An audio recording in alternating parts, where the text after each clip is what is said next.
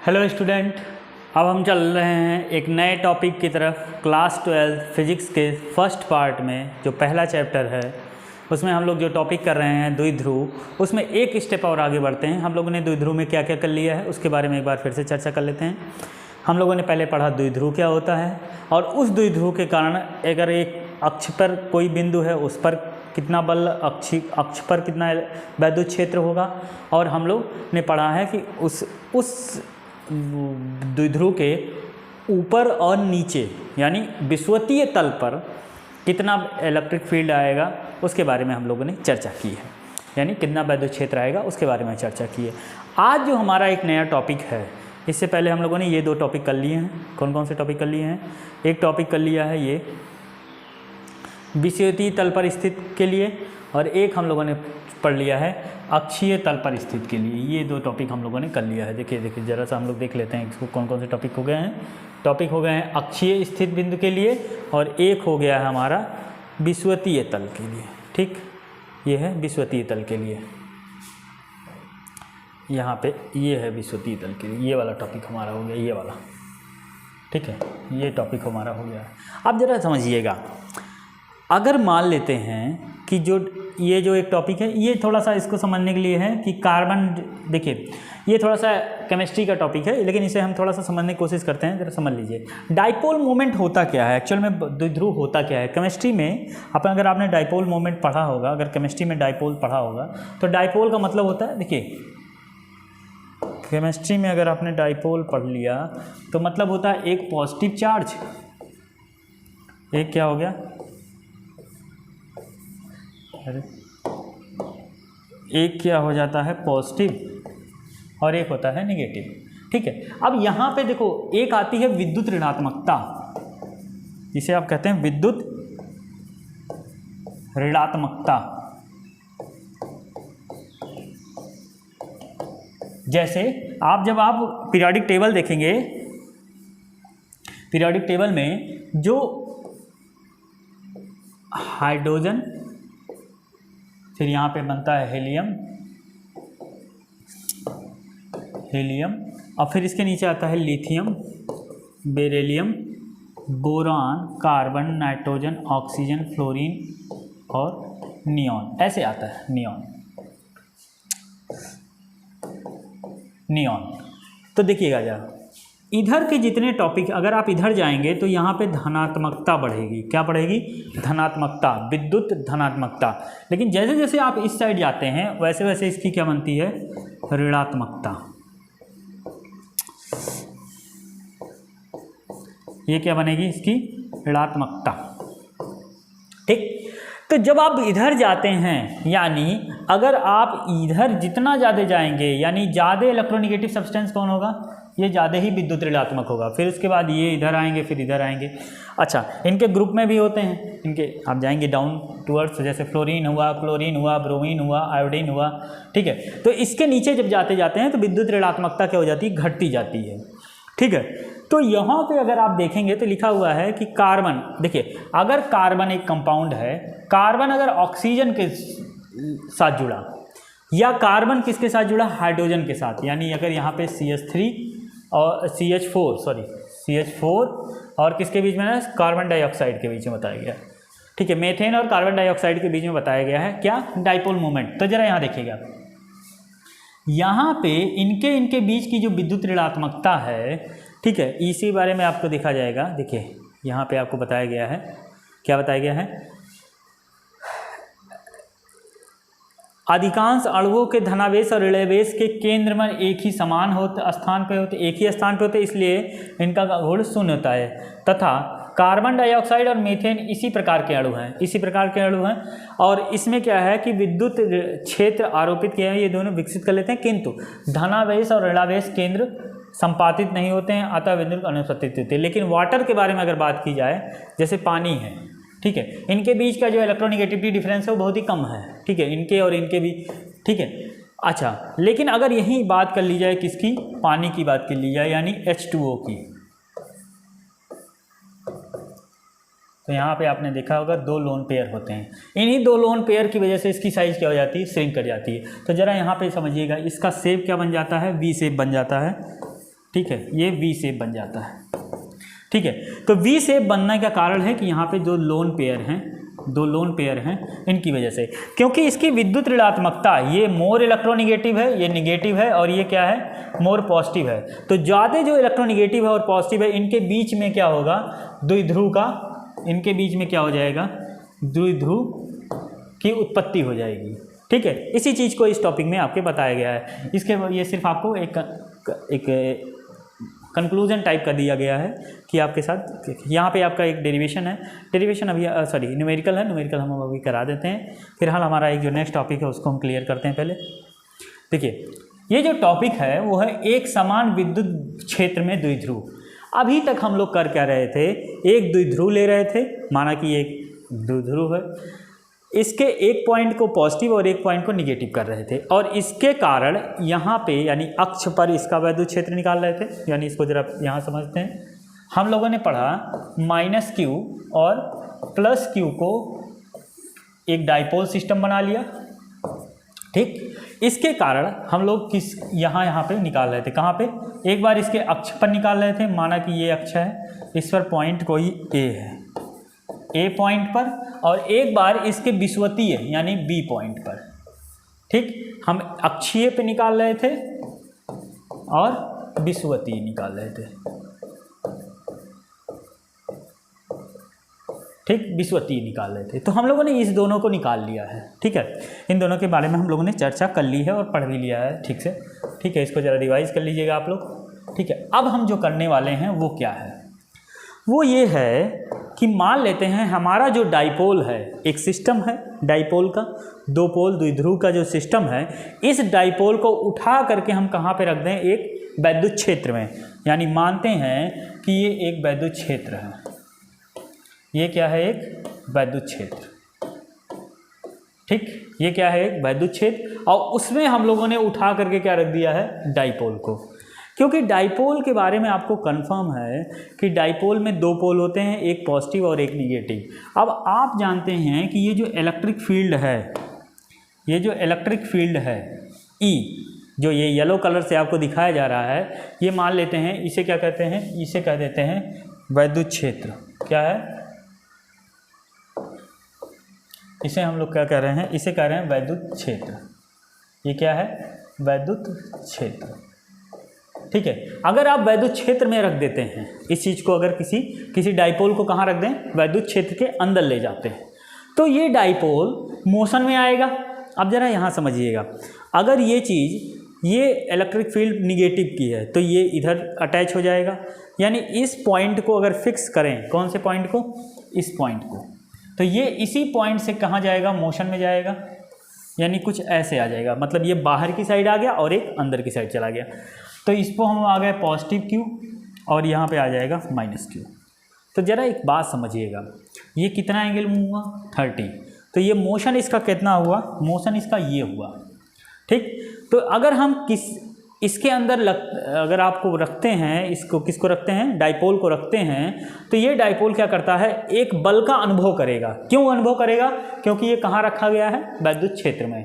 जब इसे वैद्युत क्षेत्र के अंदर रखा गया है, तो ये क्या करेगा, एक बल का अनुभव करेगा।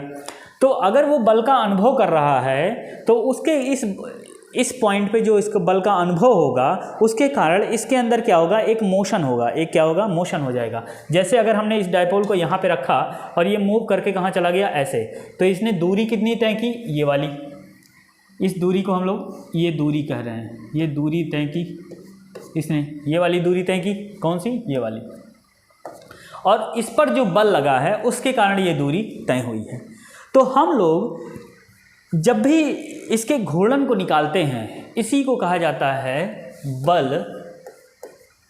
बल क्यों लगा है, बल इसलिए लगा है क्योंकि हमने रखा कहाँ पे है, वैद्युत क्षेत्र में। और जब भी आप किसी के क्षेत्र में जाएंगे तो उसका बल का अनुभव करेंगे। तो हमने कहा कि डाइपोल इस समय क्या कर रहा है, डाइपोल जो है, ठीक है,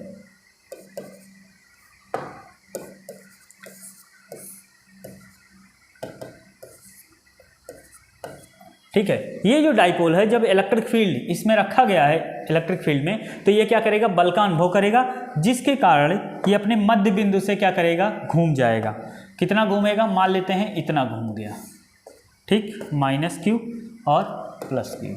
ये कब की कंडीशन आई है, जब इस पर क्या लगा है, बल लगा है। किसके कारण बल लगा है, बल लगा है किसके कारण, बल का कारण कौन है, बल का कारण है वैद्युत क्षेत्र, ठीक है। बल का कारण कौन है, वैद्युत क्षेत्र।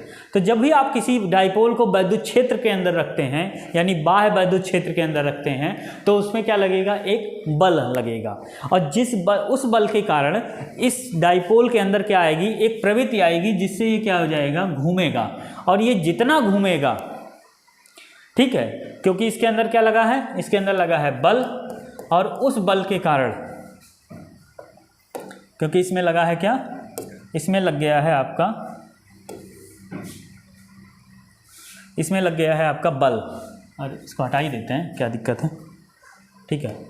इसमें लग गया है आपका बल, ठीक, और बल के कारण इसमें क्या हो गया है, इसमें हो गया है घूर्णन। इसमें क्या हो गया है, अब जब आपको इस डाइपोल पे बल लगा, तो बल के लगने के बाद ये डाइपोल कितना घूम गया, इतना घूम गया, ठीक है। इस बल, तो बल लगा है, ठीक, इस बल के कारण इसमें क्या आ गया है, घूर्णन। क्या आया है, घूर्णन आ गया, ठीक। तो जब किसी वैद्युत क्षेत्र में किसी डाइपोल को रखा जाता है, तो उस डाइपोल के कारण, उस वैद्युत क्षेत्र के कारण उस डाइपोल पर एक क्या होता है, बल लगता है। और उस बल के कारण इसके जो आवेश के जो सिरे होते हैं वो क्या करते, घूम जाते हैं। किस एक्सिस पे, इनके सेंटर पे से, सेंटर से क्या करेगा, घूम जाएगा, ठीक। तो ये घूम जाता है, तो इस पर क्या लग रहा है, बल लग रहा है, और इसमें कितना हो रहा है, घूर्णन। इसी चीज़ को हम लोग कहते हैं, इस चीज़ को हम लोग कहते हैं बल आघूर्ण, बल आघूर्ण, इसे कहते हैं बलाघूर्ण, ठीक, इसे कहते हैं बलाघूर्ण, ठीक है। बल के लगने के कारण, बल के कारण जो घूर्णन उत्पन्न होगा, किसके अंदर, बलाघूर्ण किसका होगा, वैद्युत द्विध्रुव का। किसका होगा, वैद्युत द्विध्रुव का। तो वैद्युत द्विध्रुव का बलाघूर्ण कैसे निकलेगा, बल और घूर्णन, ठीक, ठीक। बल के कारण जो घूर्णन होगा उसे हम लोग क्या कहेंगे, बलाघूर्ण, ठीक। और ये होता क्यों है, क्योंकि डाइपोल को हमने रखा है। इस चीज़ को हम लोग कई बार पढ़े। अब हम इसे निकालते कैसे हैं, तो ध्यान रखिएगा, बल आघूर्णन को हम लोग लिखते हैं टाउ। इसे क्या निकाला जाता है, टाउ। अगर बल को निकालें तो बल बराबर क्या होगा, फोर्स, यानी फोर्स इनटू घूर्णन। कितना है, घूर्णन है यहाँ से यहाँ तक। अगर हम ये दूरी निकाल लें, ठीक, तो हमें पता चल जाएगा घूर्णन कितना है। तो ज़रा यहाँ से देखें, ये भी L है और ये भी L है, ठीक, ये L हो गया। ये वाली दूरी कैसे निकलेगी, ये वाली, ये जो परपेंडिकुलर डिस्टेंस है, तो लंब निकालना है हमें। तो आप जानते हैं इसका हम थीटा पता है। अगर आपको थीटा पता है और इसके बीच का कर्ण पता है, जब आपको थीटा पता हो और कर्ण पता हो, तो हम इसके लिए लंब की कैसे निकालेंगे। तो जरा यहाँ देख लेते हैं लंब कैसे निकल रहा है, ठीक है। ये आपका लंब निकालने का तरीका एक है। देखिए, हम जानते हैं साइन थीटा बराबर होता है लंब बटे कर्ण, ठीक। अब यहाँ पे कर्ण आपका कितना है, L है, कर्ण कितना है, L है। तो ये, क्योंकि आप देख रहे हैं जितनी दूरी ये कवर करेगा उतनी ही दूरी अपोजिट में ये कवर करेगा, ठीक। अब यहाँ से समझिएगा, तो लंब की दूरी जो आपकी आएगी वो आएगी L, ठीक। टोटल दूरी कितनी है, 2L, ठीक। कर्ण कितना आया है, कर्ण आपका सॉरी, ये लंब नहीं निकाल, यहाँ पे आपको क्या दिया गया है, देखिए लंब कितना दिया है, लंब ही आपको निकालना है। क्या करना है, लंब निकालना है। कर्ण की दूरी कितनी दी गई है, कर्ण की दूरी गई है 2L, कर्ण की दूरी क्या हो गई है 2l। तो यहाँ से अगर आप इधर ले जाएंगे इसको l को, तो लंब की अगर यहाँ से निकालना हो तो लंब बराबर हो जाएगा 2l साइन थीटा। क्या हो जाएगा? 2l sine theta. और 2l साइन थीटा जो लंब है उतनी ही दूरी इसने क्या किया है? घूर्णन किया है। तो अगर आप लिखेंगे बल की जगह F हो गया और यहाँ पे हो जाएगा 2l साइन थीटा। अब बात समझिए, ये जो फोर्स लग रहा है वो फोर्स किसके कारण लग रहा है? वैद्युत क्षेत्र के कारण। तो हमें वैद्युत क्षेत्र के कारण जो फोर्स होता है उसको गणना करते हैं। तो हम जानते हैं इलेक्ट्रिक फील्ड E बराबर होता है F/Q। F/Q। तो यहाँ से अगर हम फोर्स की वैल्यू निकालें तो यहाँ से हो जाएगा Q इक्वल टू यानी F इक्वल टू QE। तो यहाँ से F इक्वल टू क्या हो जाएगा? QE। और इस F की वैल्यू को हम जब यहाँ रख देते हैं तो यहाँ से टाउ इक्वल टू हो जाएगा QE into 2l sine theta. ठीक है, अब देखिएगा यहाँ से हम थोड़ा सा चेंज कर रहे हैं, इस Q को और 2l को एक साथ ला रहे हैं।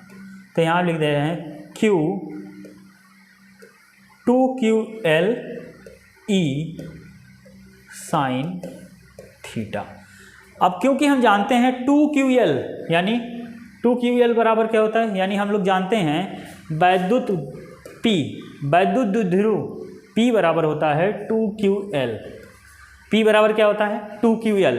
तो अगर हम यहाँ पे P लिख देते हैं तो टाउ बराबर हो जाएगा PE साइन थीटा।